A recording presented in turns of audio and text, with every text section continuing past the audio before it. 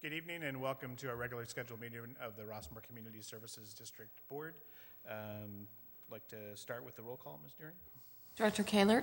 Here. Director Casey? Here. Director Coletta? Here. Director Maynard? Here. President Rips? Here.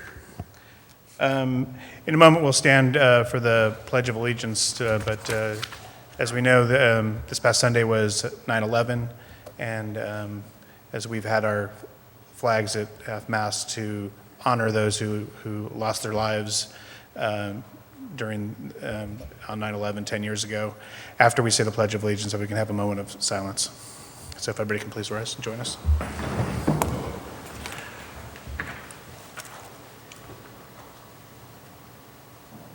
I pledge allegiance to the flag of the United States of America and to the republic for which it stands, one nation, under God, indivisible, with liberty and justice for all.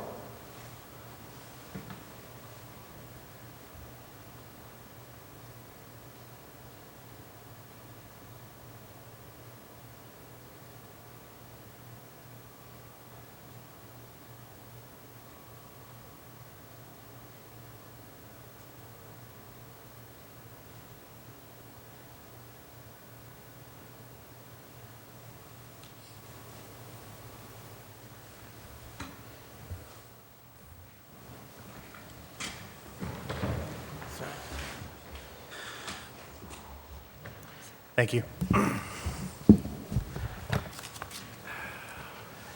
Tonight we have a couple of presentations to the board.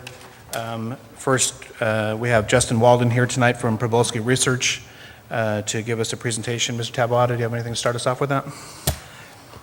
Mr. President, members of the board, when Probolsky Research did their community survey, they focused on areas that are now very relevant to this community. And one of those was on the acceptance or rejection of the idea of annexation of the commercial area of Rossmoor to the city of Los Alamitos. So Mr. Wallen is here this evening to share with you the memorandum that he sent to us regarding that particular survey result and is here to make a presentation. Great. Mr. Walden. Good evening. Good evening. See if I've got this correct here. How's that? Great. Sounds good. This will be extraordinarily succinct because it's about one question. Okay. If you recall, in March, we conducted a statistically valid telephone survey of residents here in the district.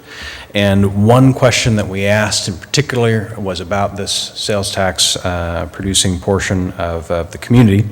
The question was worded precisely: if Rossmoor is not annexed by a neighboring city, the County of Orange might change city boundaries to move Rossmoor's only sales tax producing properties on the southwest corner of Catella Avenue and Los Alamitos Boulevard into the city of Los Alamitos.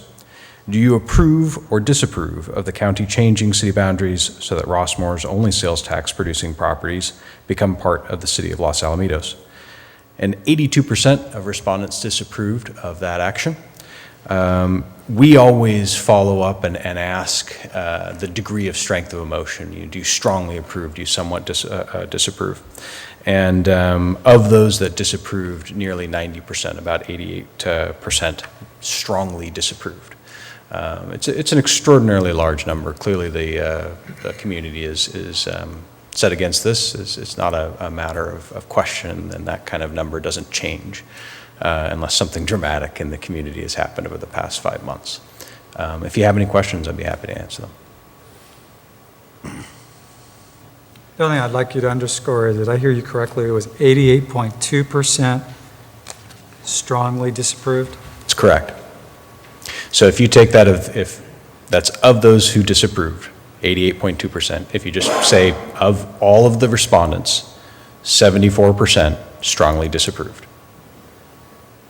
74%. And what were the number of households in this community that were actually polled with this question? 300.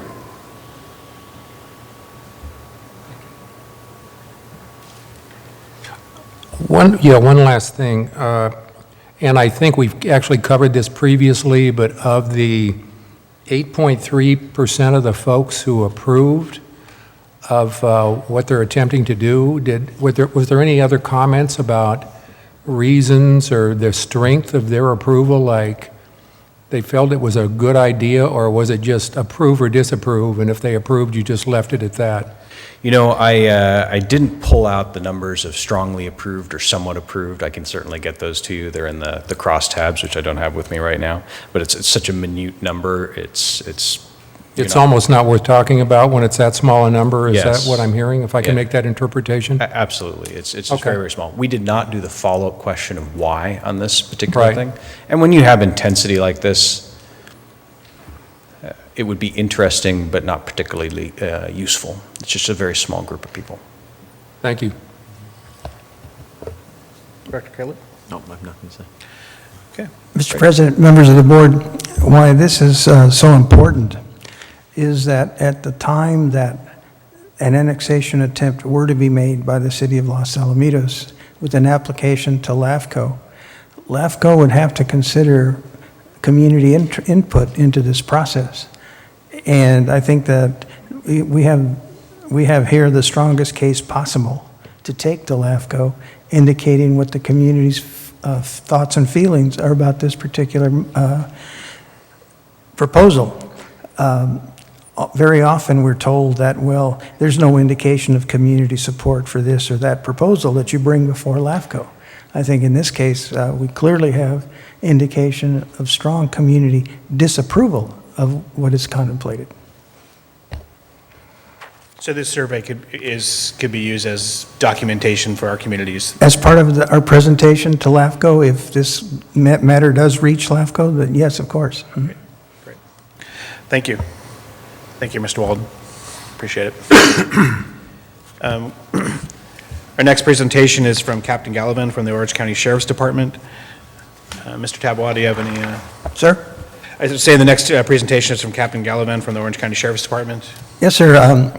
Mr. President, members of the board, we were informed several weeks ago that because of the situation with the annexation of Sunset Beach, which was approved by the court, that the backup to Rossmoor was impacted by that.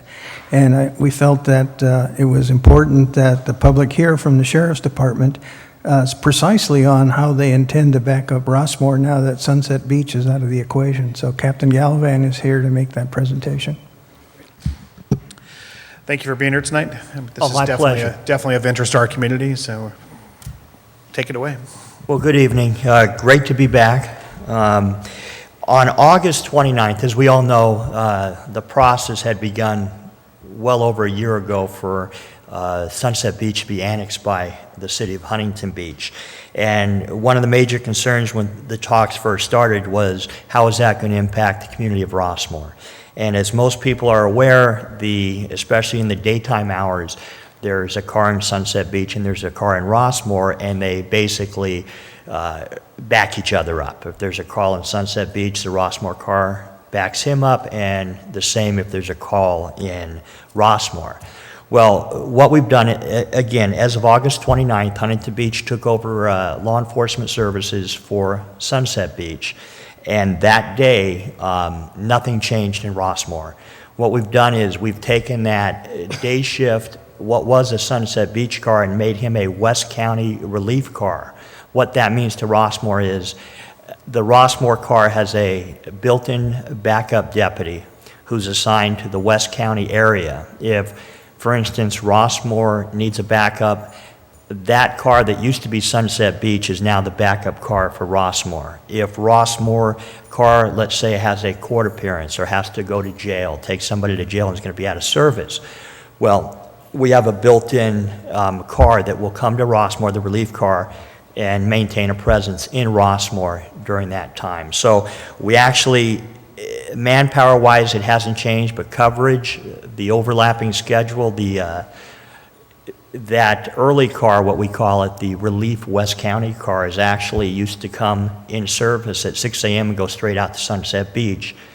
Well, now it comes into Sunset, it comes straight to Rossmoor and is in Rossmoor until the day shift Rossmoor car, which goes in service at 7 o'clock comes out into the field. So we feel very confident that we have the coverage necessary. In the evening hours, nothing has changed. There's still 2 overlapping evening cars that provide the exact same coverage. And again, we lost 2 cars from Sunset Beach, but without that area, there wasn't a need to add any evening cars. So we feel very confident. Lieutenant Wren has done a very good job in ensuring there is proper coverage, and bottom line is the coverage in Rossmoor has not changed at all. The resources are still there with the same amount of patrol cars.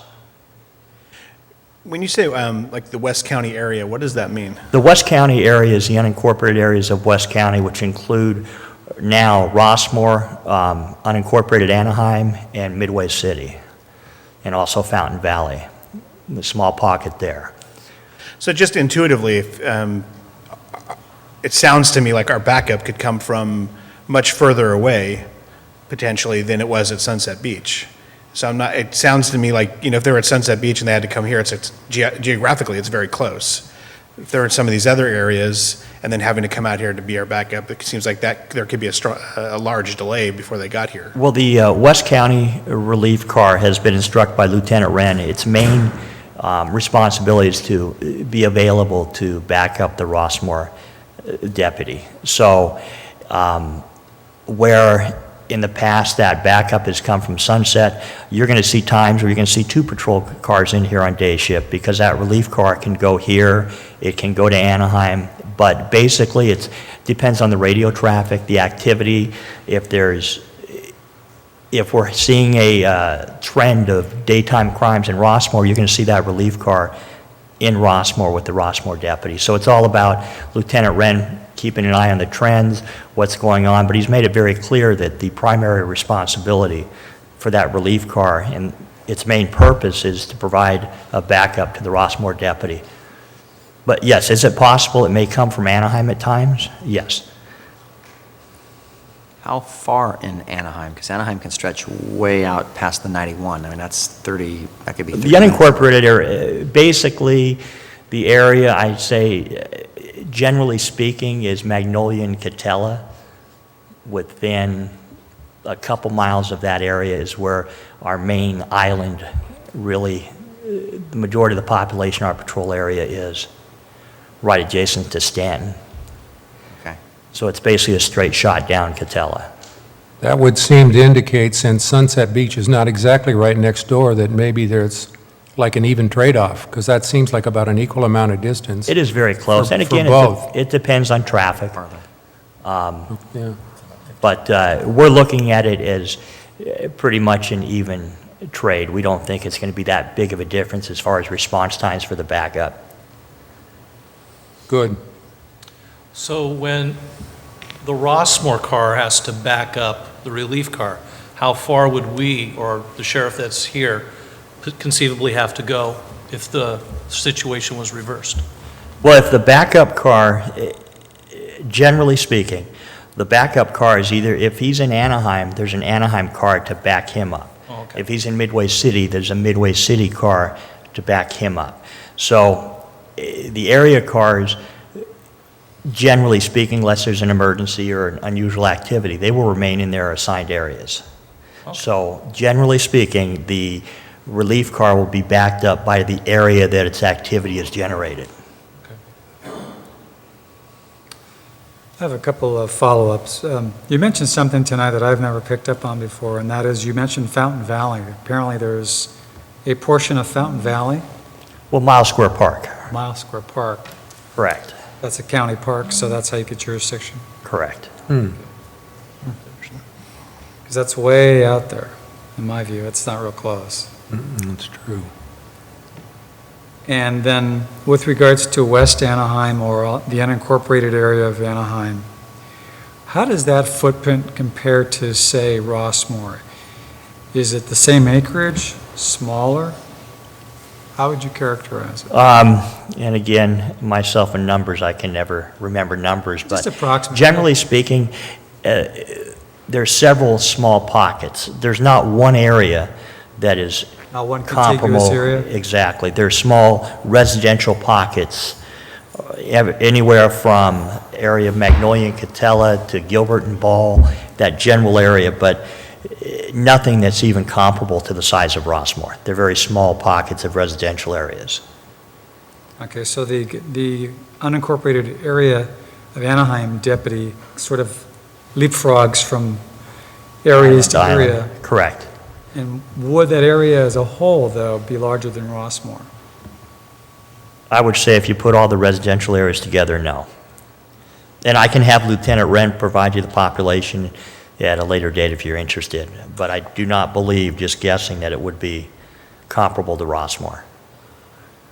I think in the future we could impose upon Lieutenant Wren to get the acreage of each of Midway City and the unincorporated area of Anaheim and see what the distances are to Rossmoor, the acreage in those areas. Unincorporated Anaheim is unique. That person has to travel through other areas to get to the same jurisdictional Correct. boundary in Anaheim areas.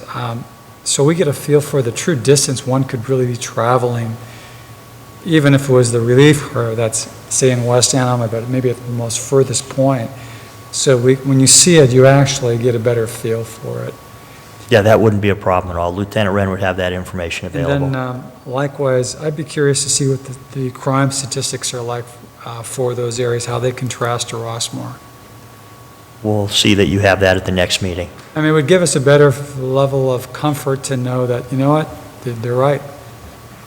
They're staffing it correctly, because we're really relying on you, and I don't think anyone's ever really Yeah. made a comparison, if there can be a comparison. Yeah, and that information is available, so that won't be a problem at all. Thank you very much, Kevin. Any other questions? Yeah, please. Mr. President, members of the board, none of us have a crystal ball, and we're all very cognizant of our budget situations. I'm just curious as to what Captain Gallivan can share with us about the term of this particular arrangement.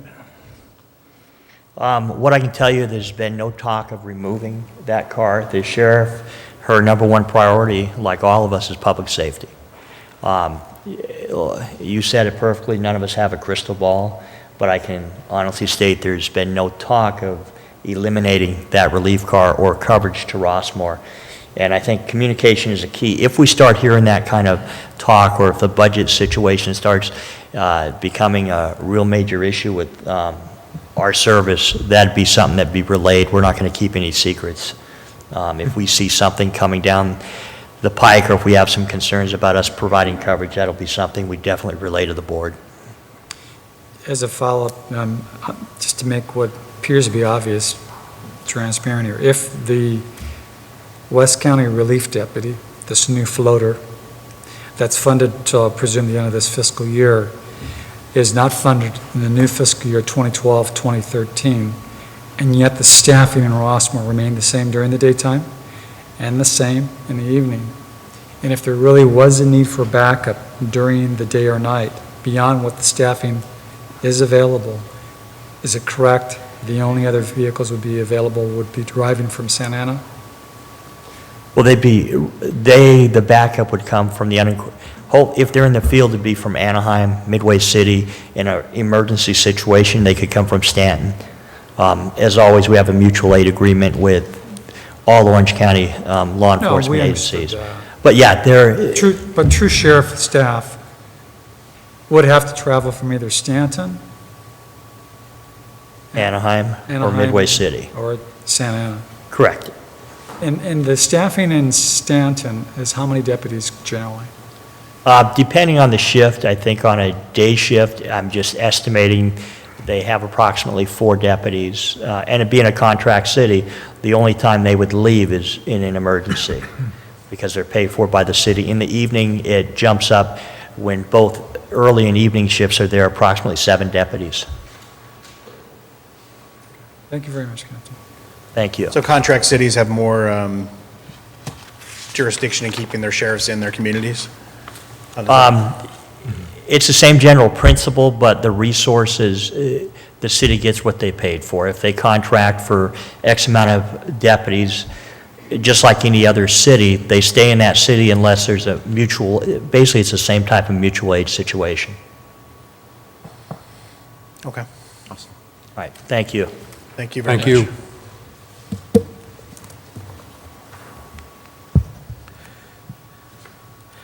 So I was really hoping the presentations would actually last a lot longer than this, so we could like delay this part of the meeting for a while. But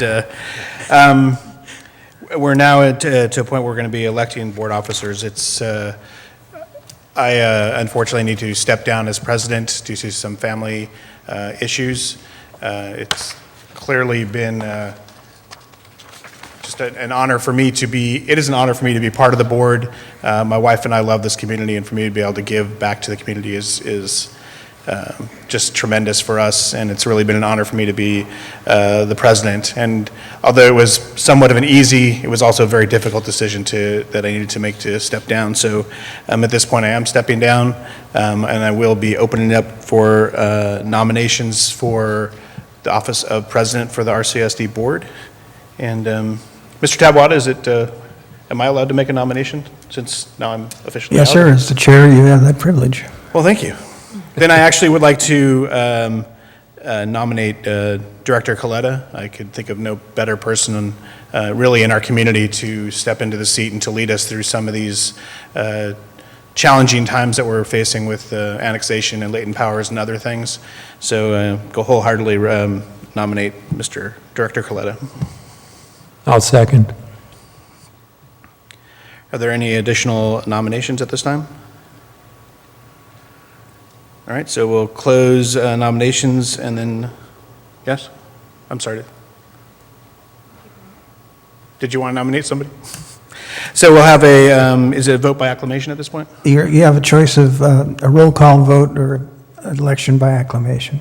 Let's do roll call. Director Kaler? And I say approve? Yes. Sure, there you go. Okay. Director Casey? Yes, I'm here. I don't know what I'm supposed to say. We're voting on the Yeah, I know. okay, just Yes. yes would be good. Director Casey? Yes. Okay. Director Coletta? Yes. Yes, of course. Director Maynard? Yes. And President Rips, of course. Not present anymore, but yes. So, congratulations. Thank you, Jeff. Do we then, does he It's proceed? appropriate for Director Coletta to assume the presidency. Okay. Okay, we'll swap. I poured water here, so.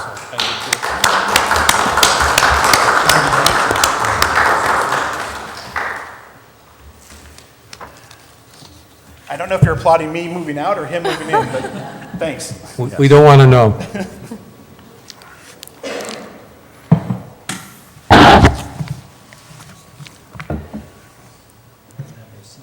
Thank you.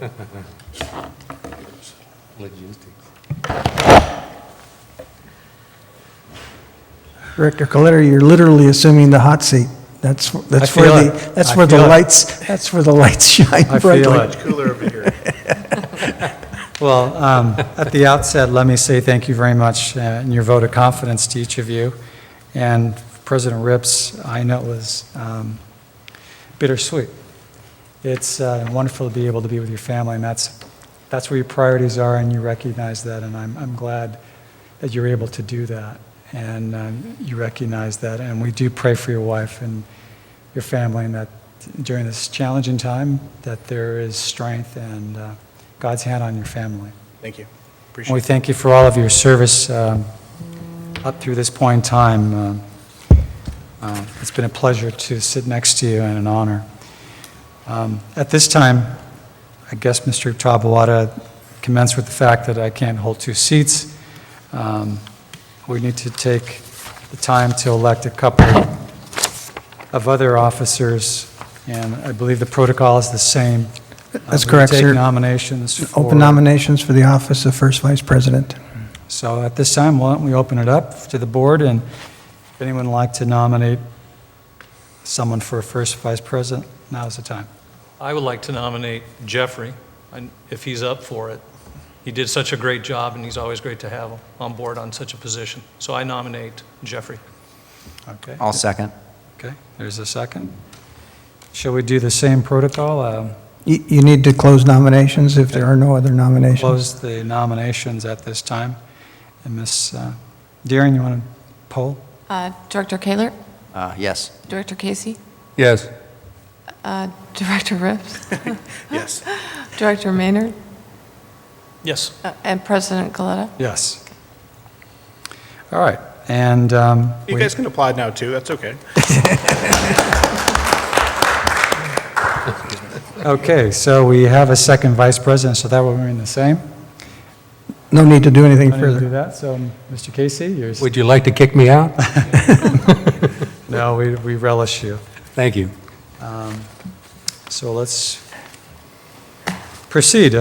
There are no additions to the agenda this evening, and now is the time for the public forum. That's where anyone in the community can address the board on any subject within our jurisdiction.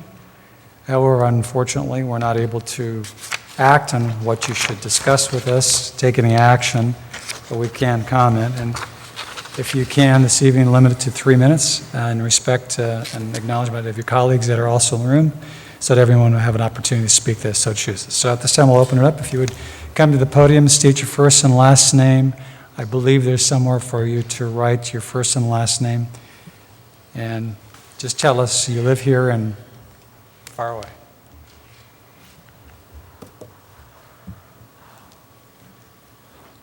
Good evening. My name is Eric Christensen. I'm a 26-year resident of Rossmoor. As everybody may have heard by now, Los Alamitos City Council is taking steps to annex the Rossmoor Shopping Village, the adjacent church, and Rossmoor Apartments. The Los Alamitos City Council is proceeding as rapidly as possible. They have provided no explanation of any alleged benefits of this unilateral action to the residents, owners, and tenants in this area, and they have failed to explain the effects of this action on their own Los Alamitos residents or on Rossmoor residents. The effects on Rossmoor are potentially substantial. These properties generate over $350,000 in sales tax revenue annually, and additionally generate substantial property tax revenue. These revenues go directly to the Orange County General Fund. The Orange County General Fund then provides funding to the RCSD and also provides funding for all the municipal services, including the fine services that the sheriff provides to us. If Orange County loses these revenues to Los Alamitos, it is highly likely we will see reduced services or higher fees or taxes for these services. What can we do? Well, in reaction to the Los Alamitos City Council's unannounced plans, we have formed a wholly volunteer committee, the Rossmoor Preservation Committee. We call it the RPC. It's unaffiliated with the Rossmoor Homeowners Association or the Rossmoor Community Services District. It is a standalone volunteer committee. The RPC intends to take every legal action available to oppose Los Al's plans and to retain these parcels in Rossmoor where they belong.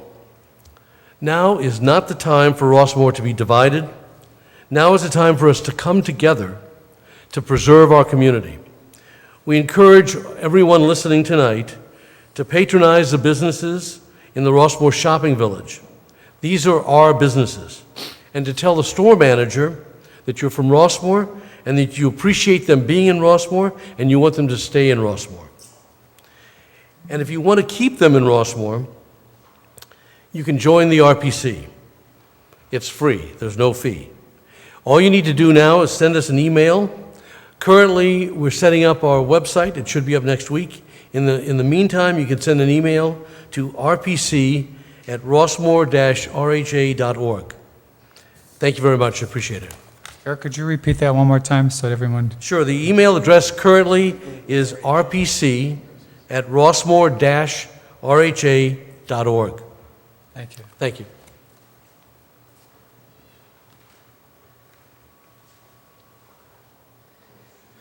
Good evening, everybody. My name is Dan Swain. My name is Dan Swain. I'm a resident of Rossmoor. I live just around the corner on Oakleaf Drive. My subject is that I'd like to bring up, at least maybe have on an agenda someday or maybe in the newsletter. The complaint I'm having is with the gardening lawn blowers in our neighborhood.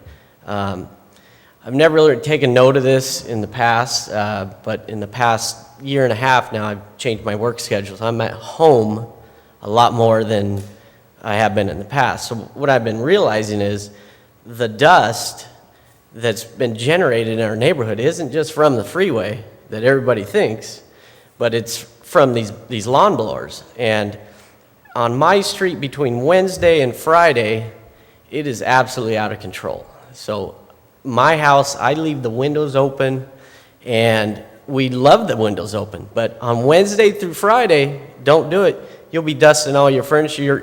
The cleaning ladies goes crazy. You know, they're crazy. It's just insane. So, and I'm sure like you guys, myself, I have nice cars. I take care of them. I clean them. Forget about it. So I don't know what the fix is other than the dust is incredible. And I'm a general contractor, and if I created this much dust at any given day, the sheriff's department would come out and write me a citation. So I know it's illegal in Santa Monica, but it's not highly enforced because they just don't have the manpower to do it. So I'm not sure what the fix is, but it needs to be brought to the attention. Maybe it could be put in the newsletter, like I say. And if we keep picking at it, the good old-fashioned rake and broom really works. And actually, I do it myself now because I'm tired of my sprinkler heads being sawed off by all the gardeners anyway. So anyway, I know they're in a big hurry to do your lawns, and it's all about speed and everything's time is money, and I understand that. I'm in the business, I understand, but dust control needs to be put at bay. Anyway, thank you very much. Thanks, sir. Thank you.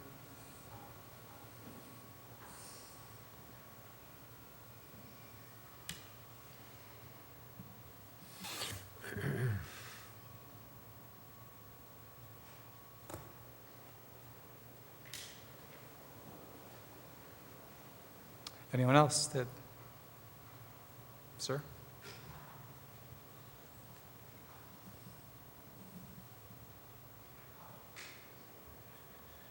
Yeah, my name's Richard Butterfield. I live at 2762 Salmon Drive in Rossmoor. And I was just kind of looking more or less for an update. I wasn't able to make the last meeting because I was out of town, but have we received any kind of financial information as to our income or expenses with Rossmoor like we were promised? Believe not. Mr. Taboada, could you give us a status? Mr. President, members of the board, that's a no. No. Has there been any subsequent communication like it's still coming, or is it just a dead issue? Every time we brought it up, it's just around the corner. Around the corner. There has been no definitive date set for receipt of the information. We're all anxious to see it. Okay. Yeah, I was glad to hear that there's a committee being formed to deal with this subject, because again, have any of the property owners been approached by the community service district, either formally or informally, of the Rossmoor Village? It's, if I may, Mr. President, it's not within the jurisdiction of the Rossmoor Community Services District to directly engage the public in this kind of activity. Initially, there was a Rossmoor Advisory Committee that was composed of members of the RCSD board, the RHA board, and members at large. That committee still continues to function, but in order to be an advocate organization, that's why Mr. Christensen came up earlier and spoke about the RPC, because they have the ability to engage the public in ways that government or homeowners association can't. Okay, so I would assume that that'll probably be taken care of then with Mr. Christensen's thing, would that be? Maybe Mr. Christian. Okay, thank you, but yeah, that's all I have.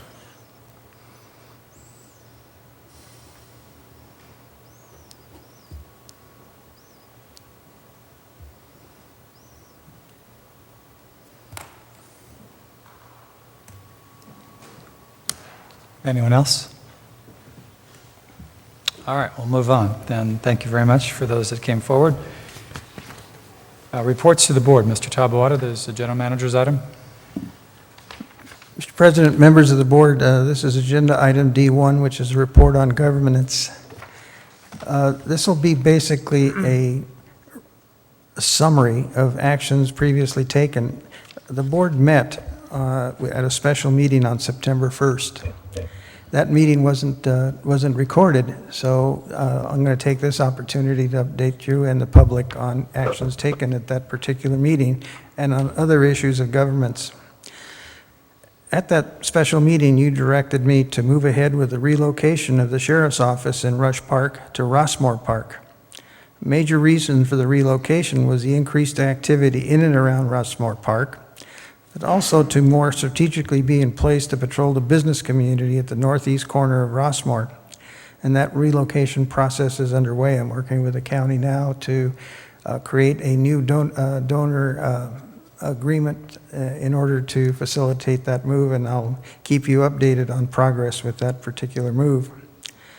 At that meeting, we also had a rather spirited discussion, I think, on the establishment of priorities for the use and resources of the district, and to direct the general manager to focus on the proposed annexation of the northwest corner of Rossmoor, the shopping village, and to focus on the application to LAFCO for the provision of animal care services, and to search for consulting services for forensic accounting as a means of obtaining accurate financial data from the county. Regarding the first priority that was covered, we all have been made aware of the Los Alamitos Planning Commission public hearing that took place, which specifically was directed to them by the Los Alamitos City Council. And they've taken up the action of rezoning that particular business corner for annexation to the city of Los Alamitos.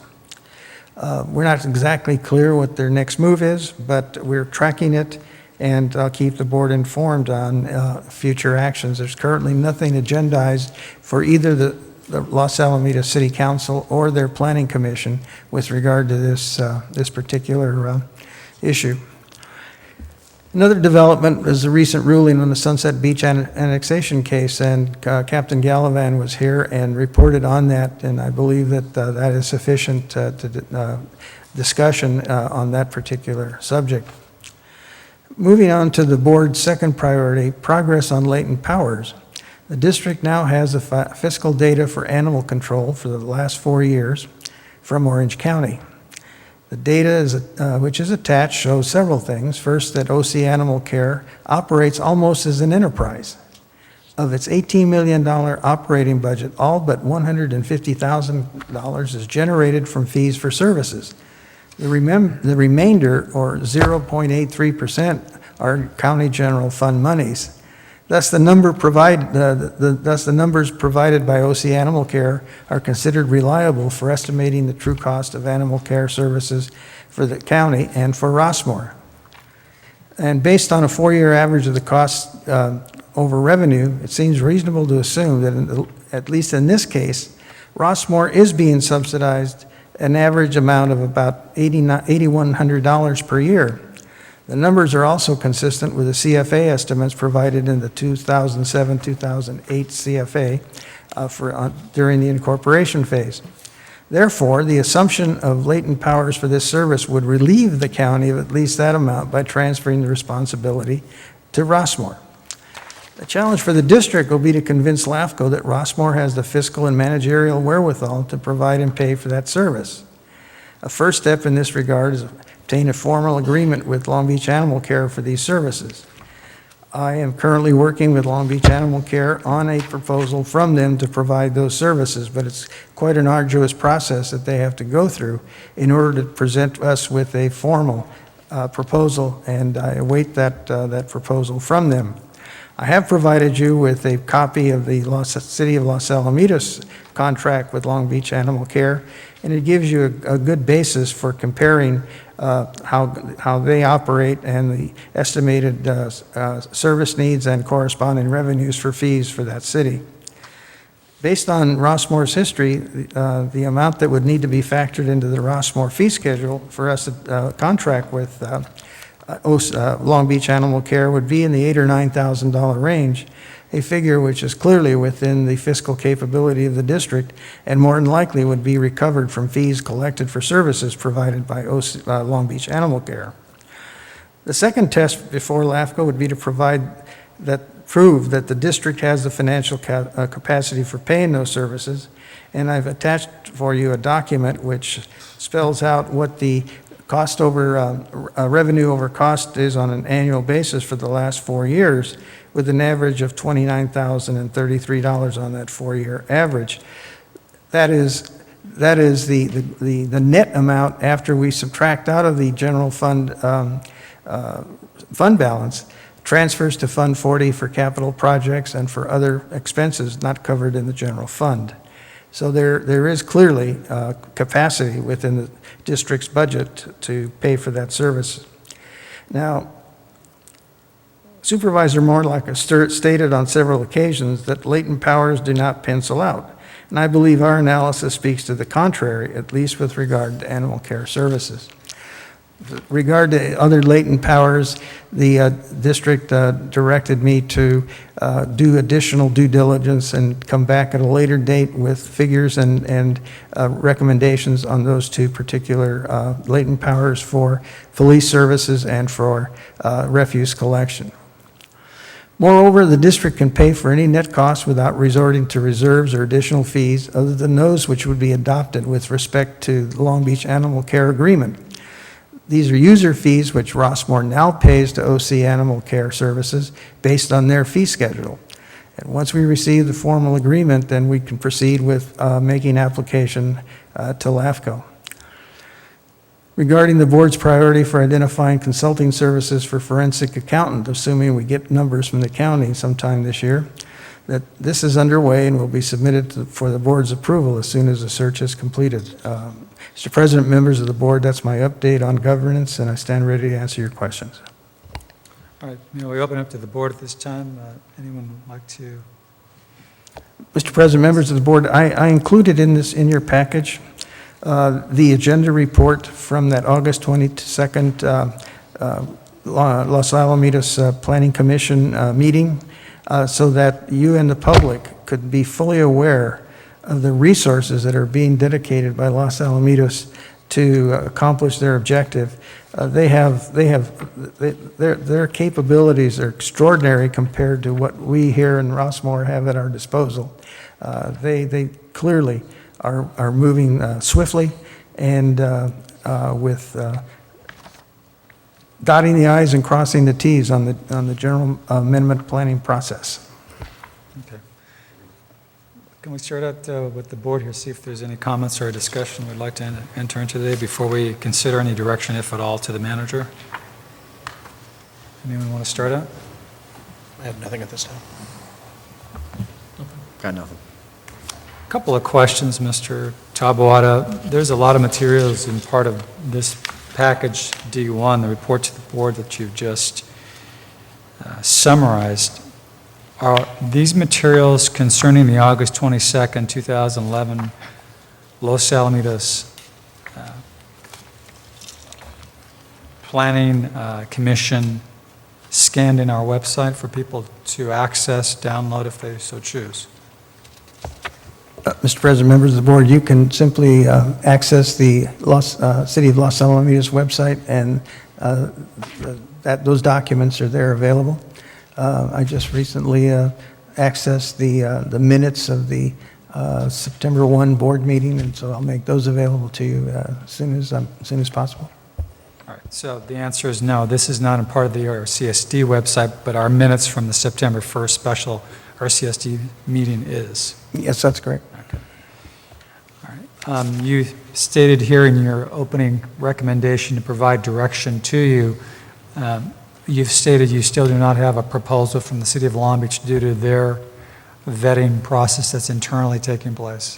That's correct. I had a lengthy conversation with Mr. Kiesler today, and he provided me with what he thought were valid numbers for a proposal, which he asked me not to make public because until he has clearance from his superiors, which he reports to the Director of Parks and Recreation, who reports to the City Manager, who has to involve the city attorney in creating a proposal, and it has to be approved by the city council before that we can get a formal proposal.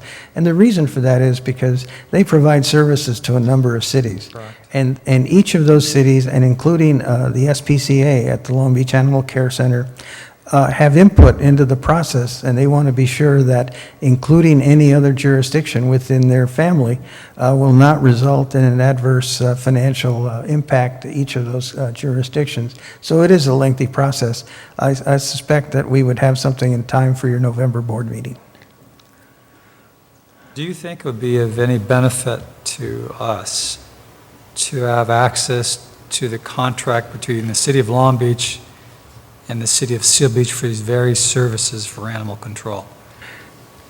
With we can have any of those contracts. We have access to them. We believe that the contract with the city of Los Alamitos is the most appropriate one because of its size and population. And so we have a pretty good idea of what the cost factors are for the city of Los Al. And that, in my estimation, is the most appropriate document to make comparisons to. But if you'd like, I can get you copies of each one of their service cities, but none of them will look alike. I'm sure they don't look alike. I'm just curious to what Seal Beach's provisions. A jurisdiction has two options when it contracts with Long Beach. They can either adopt the Long Beach fee schedule and then readopt it annually, or they can create your own fee schedule by ordinance, which then you regulate for your own needs. The objective is basically, once you know what the fixed costs are that accrue to the city of Long Beach, then you want to match your fee schedule to cover the cost of providing the services. So that's really what we would be presenting to LAFCO would be a zero-sum game, basically saying it costs this much to provide the service, the fee schedule will provide this much revenue. If there's any slop in that, we certainly have the financial capability to pay for it.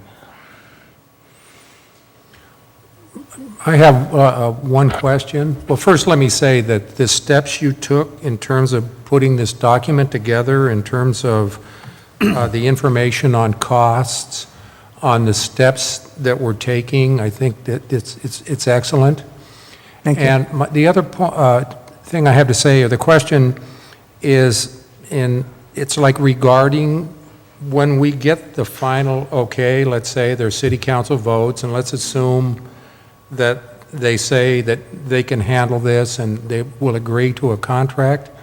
It's like the numbers that we've been given, it's likely that whatever we get, and let's say it's at November's meeting, will be pretty much what's already been presented here. There will be like no surprises, or is that even a fair question?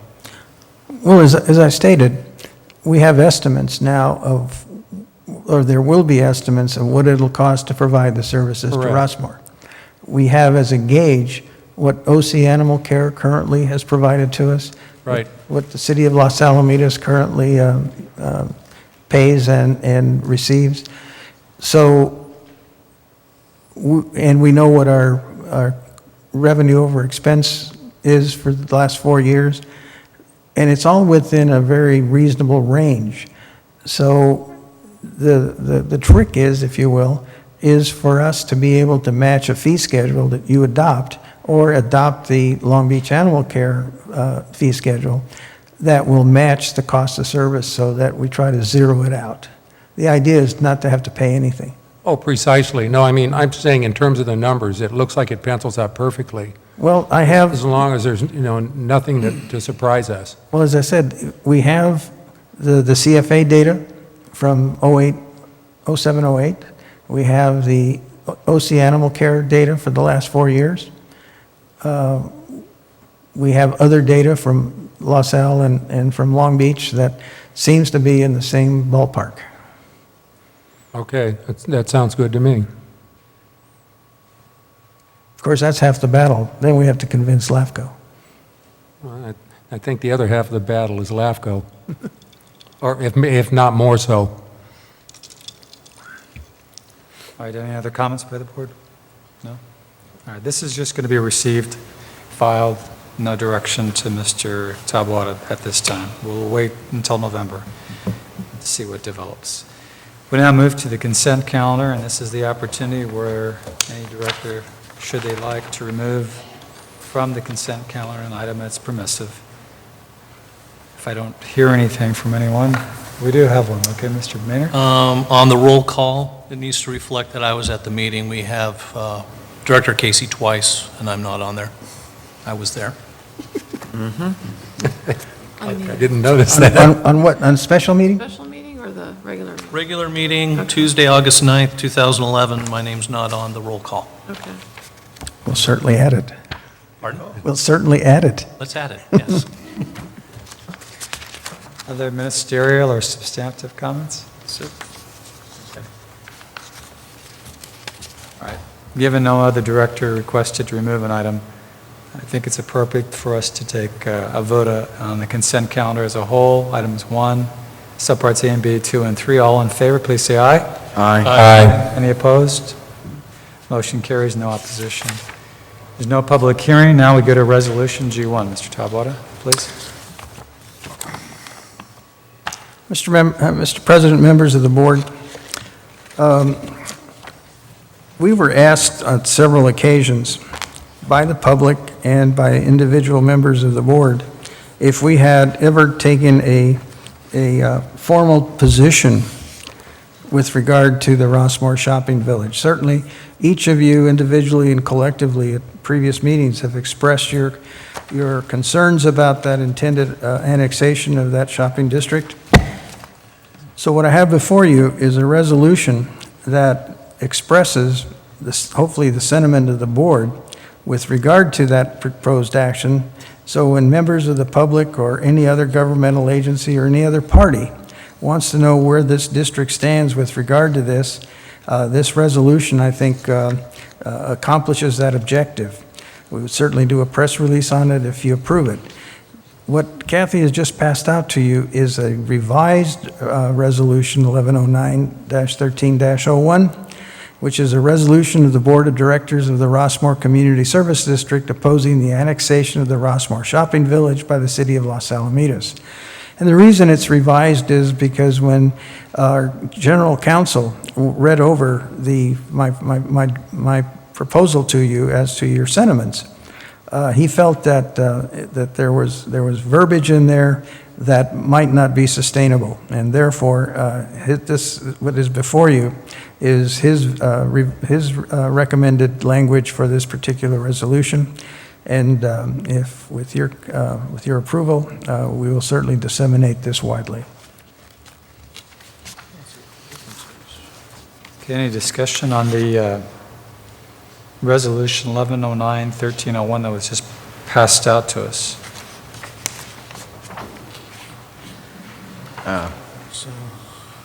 I've got one question here. In the very first paragraph, it says, whereas the Rossmoor Community Services District has previously adopted Resolution 1106-1401 to apply to the et cetera, et cetera. And then if I read the rest of this, would there be, if any course changes were to occur, would we reissue a different resolution to reflect a different stance that may happen in the future? I think what your question is if 1106-1401, which is the first resolution, which was passed, what, a couple months ago? Yeah, probably, yeah. All right. If we chose to disregard that or amend that resolution of a couple months ago, I believe, I'm going to take a swag at it, that we may have to have a hearing depending upon how substantive a change is that's not in conformance with the resolution of 14-01, which was the one taken a couple months ago, because we had a specific hearing. Yeah, I'm just Then we thinking because we're acted- tying this to that, and then, Actually, Mr. President, members of the board, that resolution is an application to LAFCO for the provision of latent powers for 3 services. As we've discussed this evening, the board direction is to go forward with animal care services. That's within the context of that particular resolution. Should we proceed further with the other two? Certainly those are covered. If you were to say that you no longer want to proceed with either of those two, that would not affect the intent of that resolution. So I think the answer to your question, Director Kahlert, is that there is no need to ever go back and revisit that resolution unless you want to add something that's not there. No, that answers my question. Then I think we'd have to have a hearing if we were to add. That's expand correct. the scope of the resolution. Right. Okay. So this is just posterity information as a foundation in the outset of this resolution that's proposed. Correct, sir. All right, going back to this revised resolution tonight, Ms. Bell has handed, besides what Mr. Kahlert has stated, any other questions? I don't know if it matters. There's a spacing, looks like a spacing error on the last whereas, second sentence between the word to and not. I think there's an extra space in there.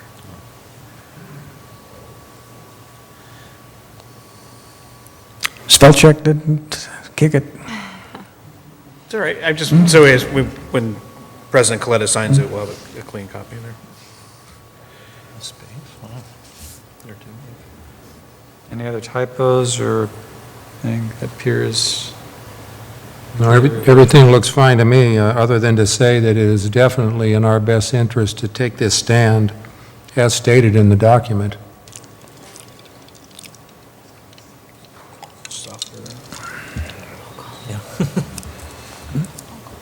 It's not on there. All right, given just ministerial suggestions for change, I'm going to propose that at this time, Mr. Taboada, do we need a roll call? Or You just need a motion to adopt and call for a vote. A motion to adopt. Second. Thank you. Any further discussion? Okay, we're seeing the heads move from side to side. All in favor, please say aye. Aye. Any opposed? None opposed, motion carries. Resolution 1109, 1301 is approved.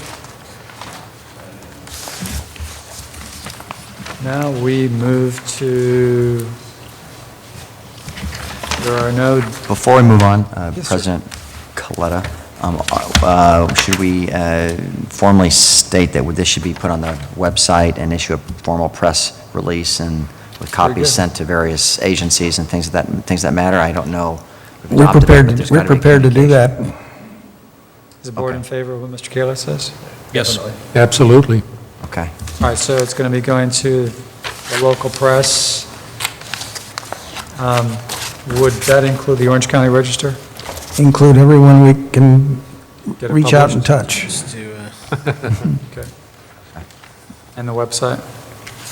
Yes. City of Los Alamitos, LAFCO, Director Supervisor Morlock's office, our congressman, our state senator, our All of the United above. States, I don't know, just whoever wants to send President it of the to. United States. Whoever we're going to send this to. Seal Okay. Beach, all our Yeah. neighbors? Yes, Thank you, Mr. Kaler, for the reminder. no problem. All right, now we move to the regular calendar, the proposed revisions to the district fee schedule. Mr. President, members of the board, at your July meeting, you requested me to perform a fee study for the district, and after appropriate research, staff has concluded its analysis and it's presenting its findings to the board. Based on these findings, we've developed a proposed fee schedule for your consideration. The recovery of fees for services is one of the few revenues available to local governments. Until 2007, district fees were approved on a sporadic basis without the benefit of a fee study. Since then, a consultant was hired to perform a comprehensive fee study in 2007 and 2008. And this year, the board and staff agreed that there was sufficient data on hand to do the study in-house. The proposed changes in fees and charges should recover approximately 26.2% of the district's actual cost. That would amount to about $11,265 in additional revenue. The previous recovery rate in 2009-2010 was 23%, and in 2010-2011, it was 24.7%. Further, at these rates, elasticity would probably not be a factor. Included in the proposal is comparative study of fees and charges by neighboring jurisdiction. While this is not considered a true test of appropriate costs, It is an indicator of market elasticity. The point where increasing fees too much leads to diminished returns due to loss of business. Proposed fee schedules are considered to be modest but necessary to keep up with inflation, 3% since the last increase, and to continue to recover a reasonable percentage of our costs for services. These added revenues will also assist in maintaining our current service levels by balancing the district's budget without the need to resort to the use of reserves.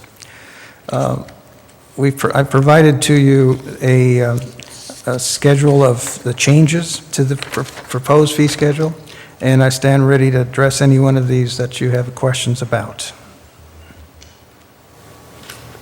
All right, so tonight you're looking for possibly a motion to direct you to accept the revised fee schedule that you're proposing.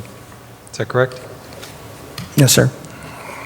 I have a question on some of the proposed changes in terms of some of them going up just a very small amount, others in some cases by 50% or whatever it happens to be.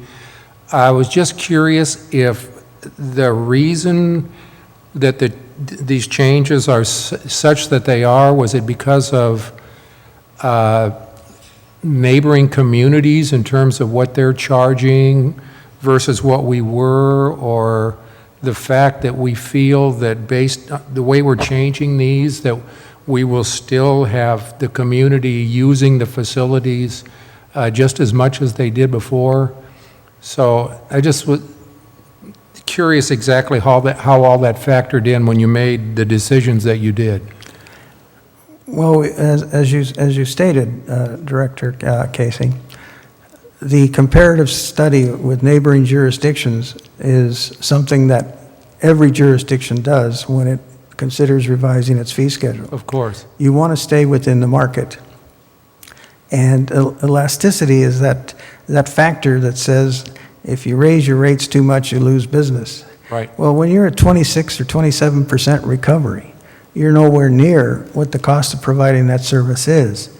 Now, since the district and other jurisdictions are in the business of service, there is never, I think, any objective to recover all of your services, costs of services, because if you did, you'd drive everybody out of, away from you. And Well, I understood. So what we try to do is balance the budget issue, which is what does it cost to provide that service?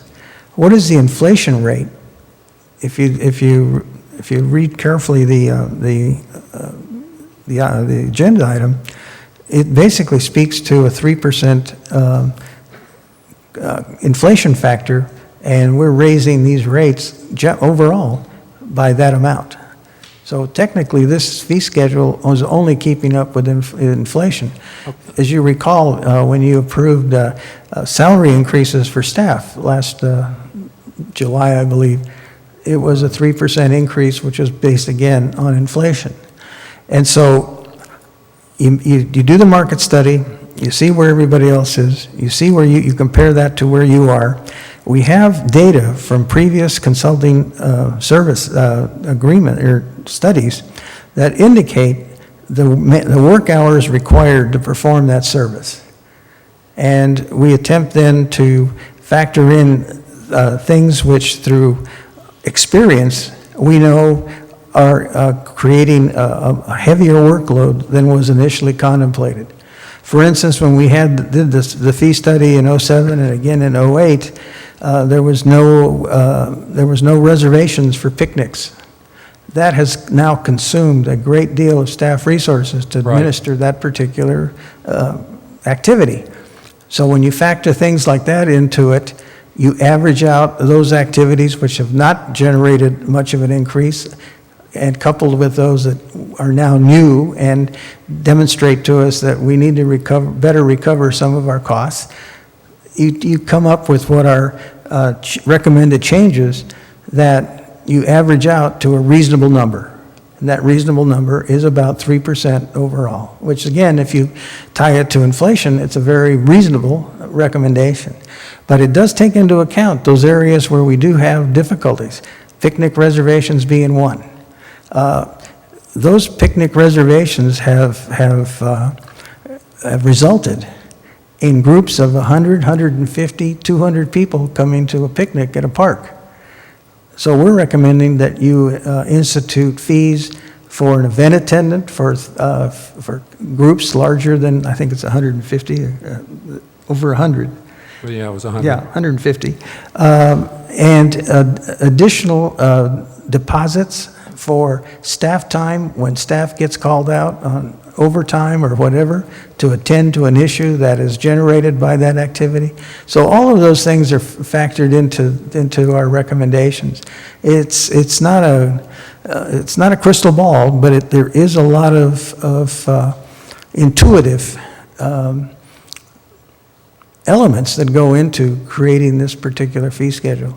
It's based a lot on our experience that our staff tells us, hey, we're really working hard on this and we're not doing hardly anything over here. Oh, yeah, I understand all that, and your explanation is very clear. The only other thing I have when I look at the numbers, and I understand the 3% inflation increase, but that equates pretty close to the fact that percentage increase in user fees is 8.85%. So that overall increase equates to a 3% inflationary cost. See, I was trying to figure those two numbers together to be able to understand this. Where are you looking, sir? I'm looking at the bottom of, well, we may have gotten a different handout that No, I don't has think so. changed it. No. Actually, we got another copy of H1, and at the bottom of H1, it says percentage of increase in user fees equals 8.85%. The bottom of the Yeah, I table. see. Bottom of that page. I was just trying to equate that to 3% inflation. I'm going to ask Ms. Bell to explain it since she's the one that came up with that number. Sorry to muddy the waters.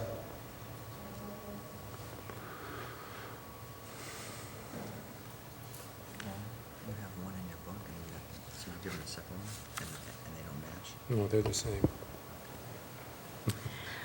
Okay, if you looked in the second page, the proposed fees schedule, it's the page after the summary sheet. Do you see?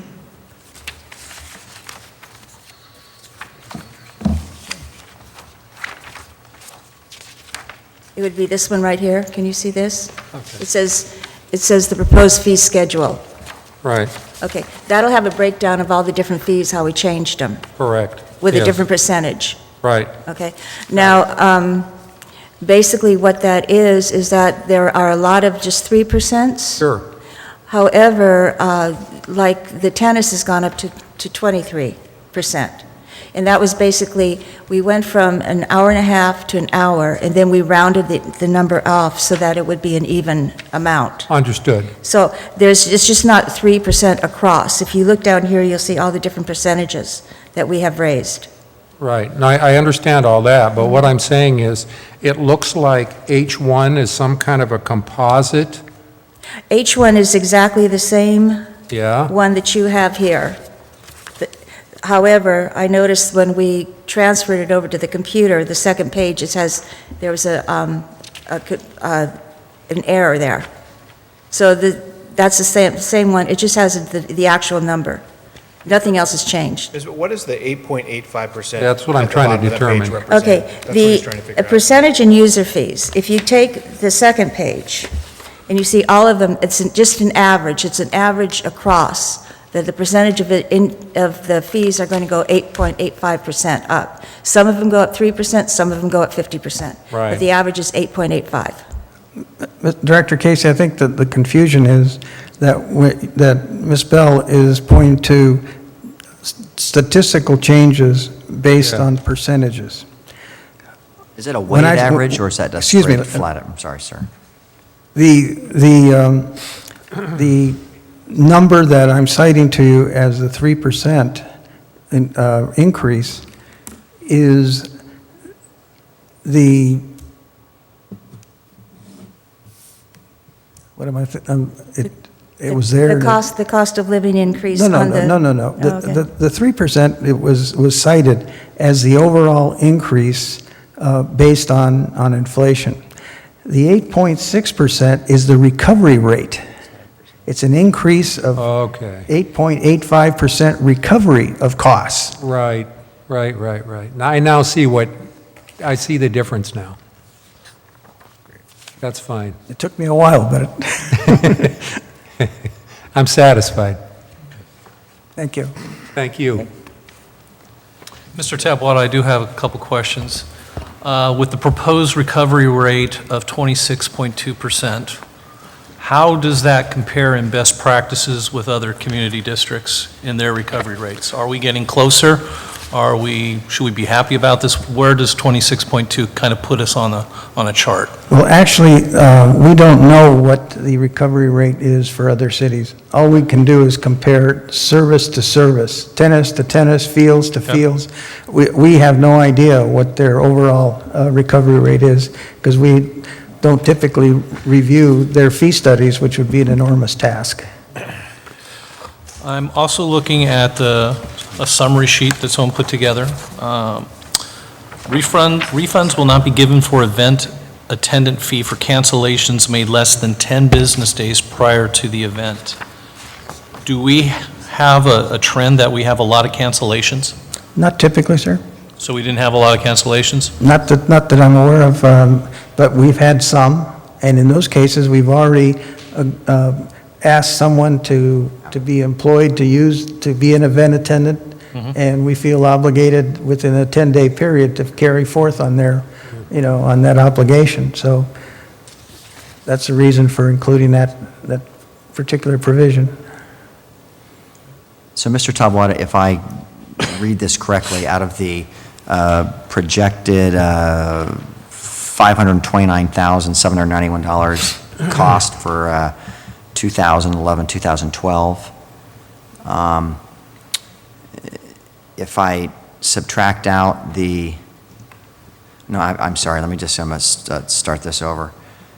If we go look at the new proposed revenues of basically 138.5,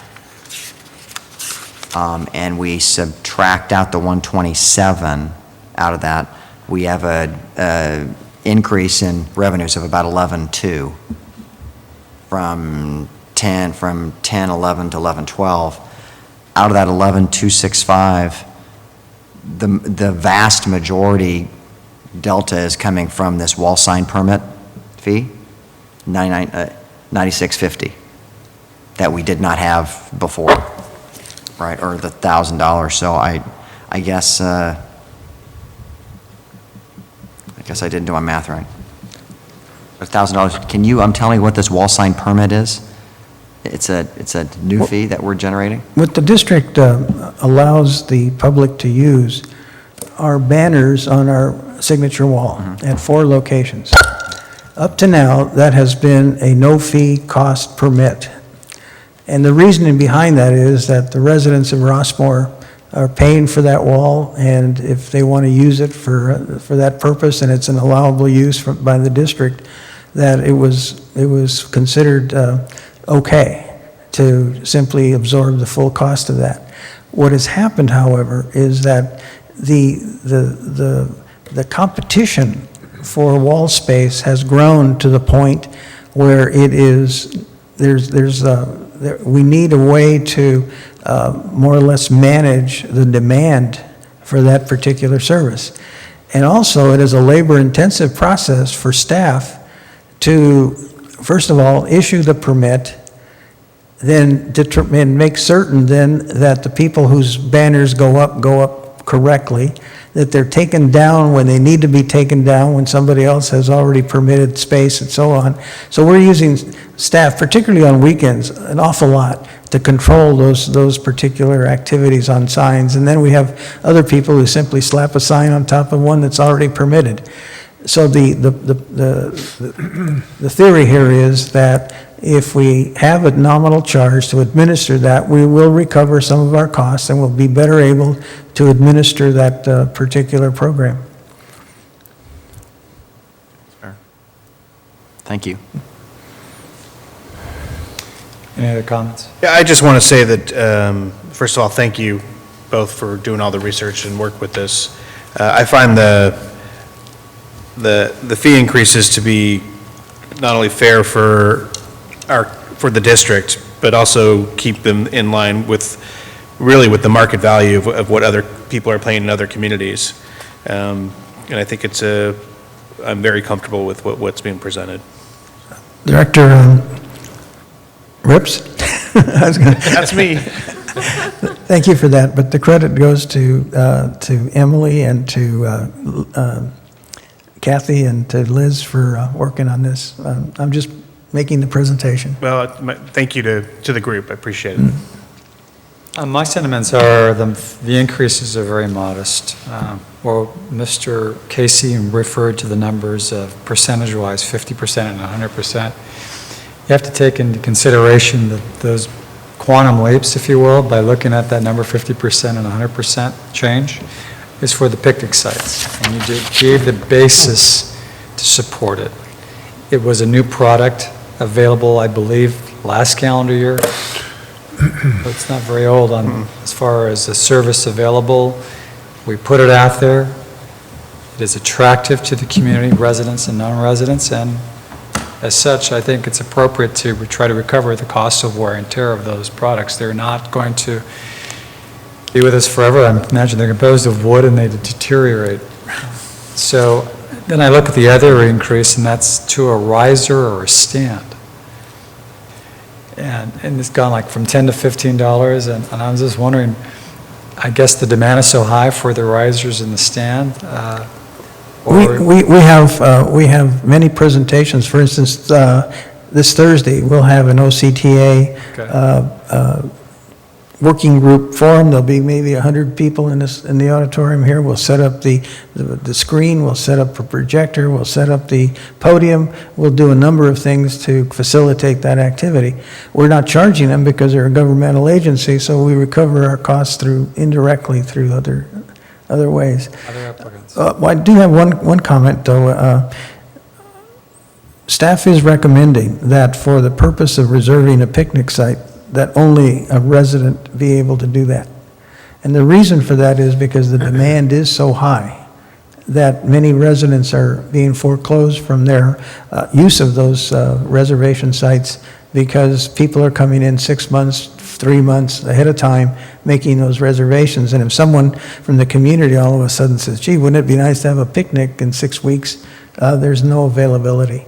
People can still come in and use them on a non-reservation basis, but we felt that at least due to its popularity that it would be appropriate to reserve sites only for residents and groups that are residents of Rossmoor residents. I just have one additional comment. Although I acknowledge all the work that goes into these presentations, not just this, but all. There's a number of times where there's attachments and they're not numbered. It might make the colloquy between us and the staff a little better if we could, like, after the first page and the second page, which are numerically acknowledged, that maybe attachment A, attachment B, so when we have discussion here. They're easier to locate, I agree. Each one here, the handout doesn't communicate because each one is the entirety of this presentation. So I don't know, I know what you mean to sandwich it in, but for the staff not to speak to the audience, it's hard to explain where we're at in questions and answers. So just for a continuum of the thought and being clear, and I would just make that suggestion. All right, I think we've made all our comments. One last thing, Mr. President. When you adopt this fee schedule, it takes effect immediately. However, it will take us a period of time to notice this to the community, to reprogram our database so that when the user permit is input, that the appropriate fees are charged. So it may be several weeks before this new schedule actually takes place, even though it is effective. But we will be telling people when they reserve that there will be a fee increase coming shortly. The other thing was that, as with tennis, we're now spending a considerable sum on resurfacing That's one way to recover part of your costs is by the fee schedule changes to tennis. With the reserved picnic sites, people are asking, can we get a canopy over this one or over that one? Those issues will be taken up with the CIP committee, but certainly the fee schedule is the appropriate means to raise monies for those purposes. Okay, is there a motion tonight to adopt the new fee schedule? So motioned. Second. All in favor, please say aye. Aye. Any opposed? No opposition, motion carries. Now we move to general manager items. Mr. President, members of the board, I have none. Okay. Board member items. Nothing tonight. Oh, just one thing. I just wanted to thank Director Rips for doing an outstanding job as the president while he was here. I greatly appreciated your leadership, and I look forward to working with you on other members as the board sees fit moving forward. Thank you. That's all I have. I have a couple of things. First, I just want to say that I'm very pleased that our Rossmoor residents have been very visible and vocal in their opposition to the annexation of the Rossmoor shopping village. And now that what I consider the triumvirate of LAFCO, Orange County, and Los Alamitos are planning whatever their next moves may be on this issue, that the residents continue to stay vigilant in terms of being, vocal and being out there with their comments and, to stay involved. And actually, Eric Christensen, who was here earlier tonight, I think it's a great idea, and I also did this myself, about when you shop in that Rossmoor Center, that you do make a comment that when you do a purchase or whatever it is you're in the business for, to comment that you appreciate those people being in Rossmoor. When I happened to go into the boot barn, it was like early enough in the morning, they just had one worker there that was not the manager, so even though I only made a small purchase, I told them, that I thought it was just great that they were part of Rossmoor, and I was promised that information would be passed on to the manager at a later time. Secondly, I want to thank you, Mr. Taboada, for volunteering for the CSDA working group. I believe that's like going to be a once-a-month activity where you either get involved through phone conversations or email. I'm not sure I understand all the logistics about exactly how you're going to do that. It's telephone, web-based. Okay. Both, and so we'll be interactive with other jurisdictions, talking about legislative needs for special districts. Okay, very good. I'm well aware that your current schedule is extremely busy with a lot of the extra items that we're involved in as a community these days. So if there's anything that I can do to help you with anything in terms of these efforts, I'd be happy to volunteer my services. So if you can think of anything or whatever, just let me know. Thank you. And I will. And I'll try to step up to, for whatever I can do. And lastly, I wanted to mention the maintenance of I think it's 21 Rossmoor parkways that do not have trees and have either pavers or juniper or whatever it is that's covering them. And I know we've been going back and forth with Mr. Ochoa. We're trying to get an agreement. What is the document name that? Director Casey, we initially attempted to negotiate an MOU with the county. That's what I was trying to, that's the name that escaped me. To work together on accomplishing the objective. The county, in their infinite wisdom, decided that they had the power and the jurisdiction and that we didn't, and therefore they would take care of these kinds of matters. So we're calling them to their word and see what they intend to do about these 21 sites, because they indicated they had the authority and the ability to create a space for a parkway tree. As soon as we know what their game plan is, we'll certainly notify those residents of what the county intends to do and how it intends to do it, and we'll keep you advised. Yeah, I guess what I was trying to say, in maybe a summary form, is I noticed you sent the letter off maybe 4 or 5 days ago, something like that, and so I just want to say I'm anxiously awaiting what they're going to say, since we've had so many difficulties, let's say, in the past. My telephone hasn't rung. Yeah, I'm not But surprised. I wish I were, but... No, we'll keep on top of it. Okay, thank you. And then, one last thing, I'd like to thank ex-President Rips for his service as board president, and I look forward to working with him as the first vice president. Thank you very much. And that is all I have. Just a couple things. I wanted to urge everybody to participate in the Rossmoor Preservation Committee. Clearly, there's a very strong sentiment in Rossmoor that we want Rossmoor to be Rossmoor, and the way to do that is to get involved. So I know there was an email that was given out earlier. I don't know if anybody has that. Henry, do you have that, Ms. Chawa? Can you repeat that right now, the email address? So if you're interested, please email and get on their list. It's very important. It's rpc@rossmoor-rha.org. Great.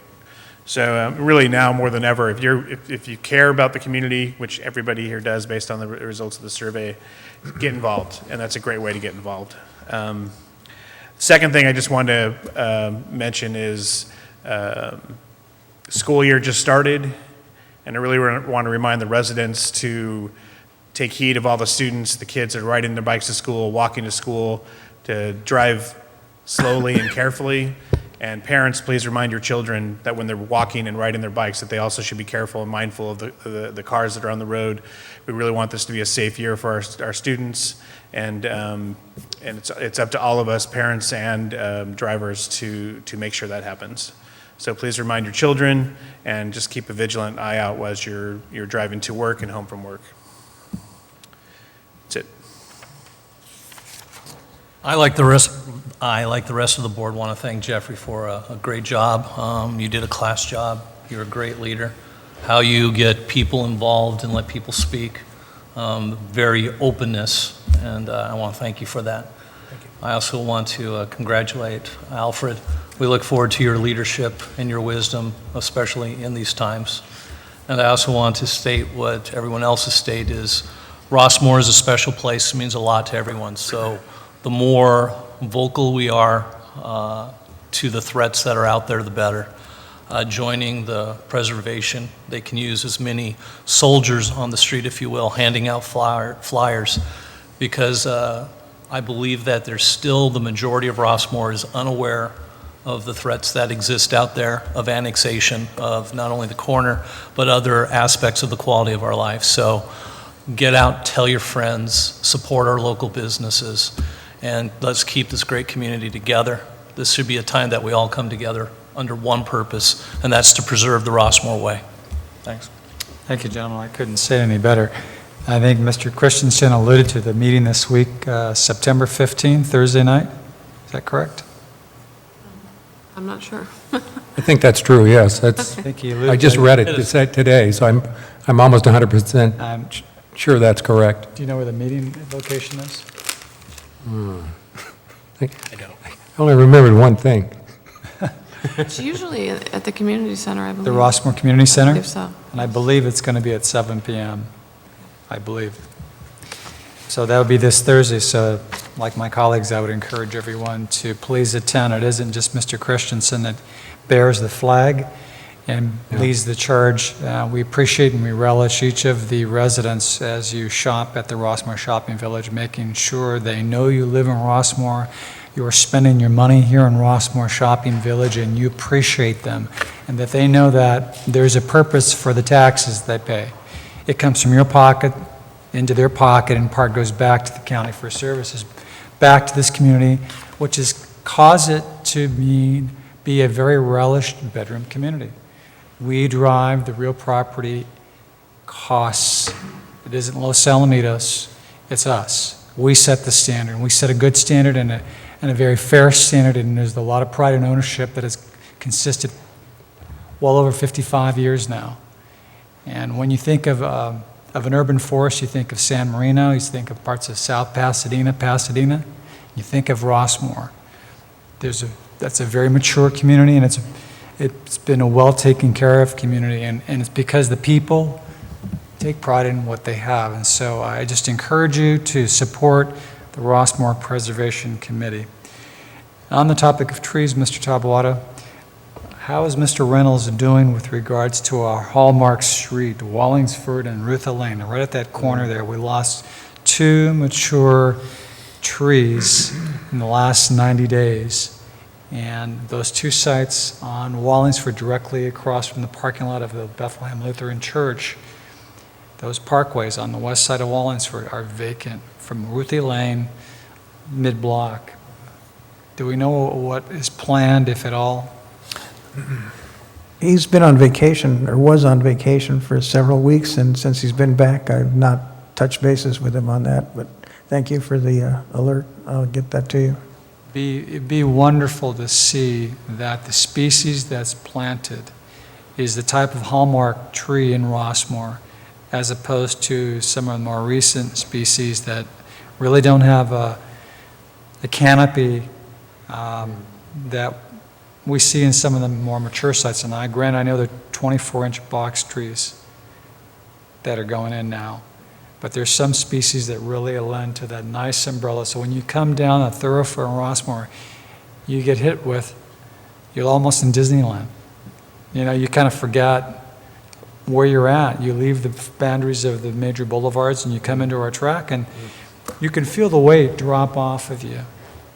I, for one, really relish coming home and seeing the breathtaking trees in the community and the neighbors walking their dogs and the kids out on the bicycles.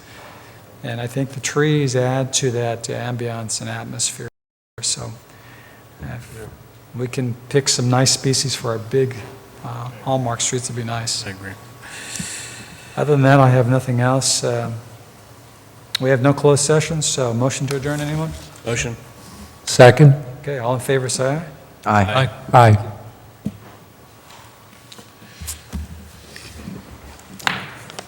Yeah, we missed a beat. Well, I missed a beat. I wanted to say I publicly. I forgot to acknowledge it.